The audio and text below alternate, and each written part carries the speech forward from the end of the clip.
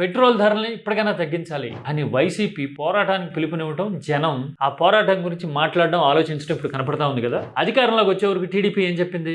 రేపు అధికారంలోకి వచ్చిన పనులను తగ్గిస్తాం, నిత్యావసర సరుకుల ధరలు తగ్గించే బాధ్యత మేము తీసుకుంటాం. చూశారు కదా, పెట్రోల్ ధరలు తగ్గిస్తాము, పెట్రోల్ ధరల వల్ల మిగతా ధరలన్నీ కూడా పెరిగిపోయి జీవితాలు కింద మీద అయిపోతున్నాయి అని టీడీపీ అప్పుడు మాట్లాడింది కదా. మరి 2 ఏళ్ళు అవుతా ఉంది, పెట్రోల్ ధరలు తగ్గించలేదు ఎందుకని? దేశంలో అత్యధిక పెట్రోల్ రేటు ఉన్న రాష్ట్రం ఆంధ్రప్రదేశ్. మరి అధికారంలోకి రాకమునుపు అలా హామీ ఇచ్చారు కదా, ఎందుకని తగ్గించట్లా? వైసీపీ అందుకే పోరాటం చేస్తా ఉంది. దానికి తోడు గ్యాస్ సిలిండర్ ధర కూడా పెరిగేసరికి ఇప్పుడు సగటున ప్రతి కుటుంబం మీద ధరల భారం 3,500 నుంచి 4,500 రూపాయల వరకు పడింది. మరి ఆదాయాలు పెరుగుతాయా? పెరగవు కదా. ఖర్చులు మాత్రమే పెరిగేసరికి ఇప్పుడు జనం గగ్గోలు పెట్టే పరిస్థితి. మరి ఇలాంటి పరిస్థితుల్లో కూడా వైసీపీ హయాంలో కూడా ఇలాగే ఉంది కదా పెట్రోల్ రేట్ అని ఎవరన్నా మాట్లాడారనుకోండి, అలాంటి వాళ్ళకి సమాధానం ఏం చెప్పాలి? వాళ్ళు తగ్గించలేదనే కదా హామీ ఇచ్చారు.